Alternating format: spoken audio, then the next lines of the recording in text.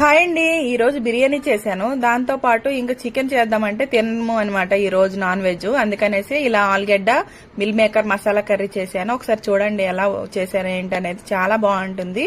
First అయితే మనం కళాయి పెట్టుకుని ఆయిల్ వేసుకొని పచ్చిమిర్చి, పోపులు, ఆనియన్, కరివేపాకు ఫ్రై చేసుకుని దాంట్లో టమాటా వేసుకొని అల్లం వెల్లుల్లి పేస్ట్, ఉప్పు, పసుపు వేసేసి టమాటా ఉడికిన తర్వాత బంగాళదుంప ముక్కలు, మిల్లి మేకర్లు వేసేసి బాగా కలిపేసి కొద్దిగా కారం వేసుకొని నీళ్లు వేసి ఉడికించుకోవాలి.